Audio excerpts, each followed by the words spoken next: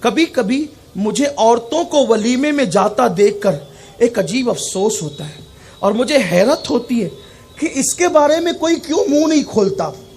گلا پھاڑ پھاڑ کے تو سب کہتے ہیں عورتوں کا مزار پہ جانا حرام ہے، لیکن کبھی کسی نے یہ بھی کہا کہ ولیمے میں بھی جانا حرام ہے؟ مولوی اپنے اجتماع میں بیٹھ کے چیختا ہے کہ مرد جا رہے شرک کر رہے ہیں، عورتیں جا رہے شرک کر رہی. یہ جو بکواس کرتے ہو نا، تو ذرا کبھی اپنی جماعت میں اس کو بھی تو کہو.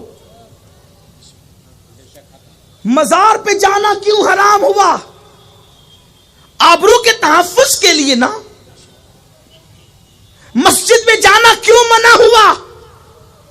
مجھے بتایا جائے جس مذہب نے عورت کی عزت کی حفاظت کے لیے عورت کو مسجد میں آنے سے منع کر دیا، اس مذہب کے ماننے والوں کے یہاں ولیموں میں بن ٹھن کے جانے کا جواز کہاں سے نکل آیا؟ یہاں تو مذہبی لوگوں کی عورتیں بھی جا رہی ہیں. اب بات اگر کہی جائے گی تو برا سب کو لگتا ہے. مسئلہ ایک آپ ہی کو سمجھتا، اوروں کو نہیں سمجھتا. بہت کچھ سوچ کر بنا ہوں میں دریا کا حریف، ورنہ میں بھی جانتا تھا عافیت ساحل میں ہے. ساحل ہی میں عافیت ہے. لیکن مجھے بتایا جائے مسجد سے روکنے والی قوم، مزارات سے روکنے والی قوم ابھی تک بازار اور ولیمہ سے کیوں نہ روک سکی؟ وہ بھی بے پردہ ہے کوئی اس کے خلاف بولنے والا؟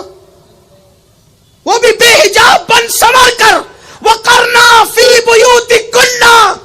یہ پردے کے 3 حصے ہیں، ایک درمیانہ، ایک معذورانہ اور ایک سب سے اعلیٰ ولیوں کا پردہ. سب سے اعلیٰ قسم پردے کی ہے وَقَرْنَا فِي بُيُوتِكُنَّ. اور ڈائریکٹ خطاب یہ ان سے ہو رہا ہے جن کے بستر پہ قرآن نازل ہوا ہے. جن کے بستر پہ قرآن آیا ان کو کہا جا رہا ہے وَقَرْنَا فِي بُيُوتِكُنَّ، اپنے گھروں میں بیٹھی رہو. مجھے شاید کوئی میری معلومات میں اضافہ کرے اس معاملے میں کہ رسول اللہ کے دور میں کوئی ولیمہ ہوا اور اس میں خواتین کی شرکت ہوئی ہو. کوئی ذرا اس میری معلومات میں اضافہ کر دے. میں کوئی علامہ نہیں ہوں، کوئی محقق اور مفتی نہیں ہوں، لیکن مجھے بتایا جائے حضور علیہ السلام کے جتنے ولیمے ہیں ان ولیموں میں شرکت صرف صحابہ کی. سورۃ الاحزاب اٹھا کے دیکھو، اس کا ان آیتوں کا شان نزول اٹھا کر دیکھیں. اور پھر چلیے اگر با پردہ جاتی تو کوئی گنجائش کی صورت تھی، لیکن بے نقاب بے حجاب بن سنور کر دن بھر بنتی ہے اور پھر جاتی ہے. پھر اس میں ہنسی ہے، مذاق ہے، غلط ملت ہے، بے پردگی ہے.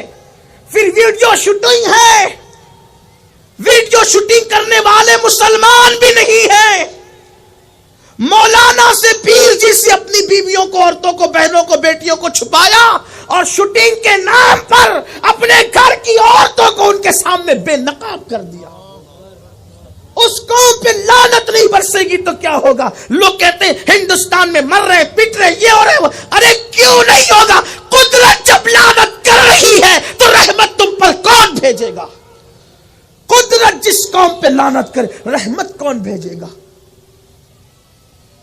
آپ جانتے ہیں یہ جو ناجائز اور حرام تعلقات کی لعنت شادی شدہ اور غیر شادی شدہ لوگوں کے درمیان قائم ہوتی ہے، اس کا سب سے بڑا اڈا اس وقت شادیوں کی محفل بن چکی ہے، نکاح کی محفلیں بن چکی.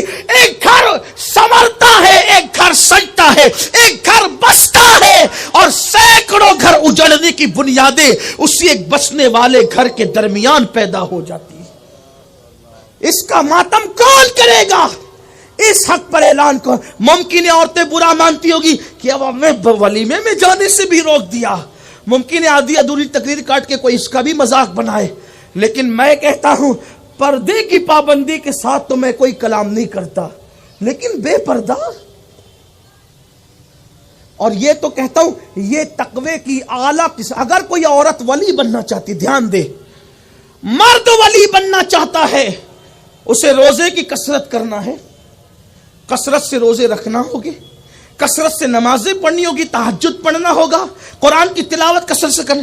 عورت کو اگر ولیہ بننا ہے اسے کوئی نفلی عبادت نہیں کرنا، صرف فرائض واجبات کی پابندی کے ساتھ اپنے گھر کی چار دیواری میں یہ سوچ کر کے قید ہو جانا ہے وَقَرْنَا فِي بُيُوتِكُنَّ، اللہ اس کو اسی وقت مقام ولایت عطا کر دیتا، اس لیے کہ اللہ کے رسول نے فرمایا، المعجم الکبیر کی روایت ہے، اللہ کے رسول نے فرمایا عورت سب سے زیادہ اس وقت اللہ کے قریب ہو جاتی ہے جب وہ پردے میں ہوتی ہے، اور قریب ہونے ہی کو تو ولایت کہتے ہیں۔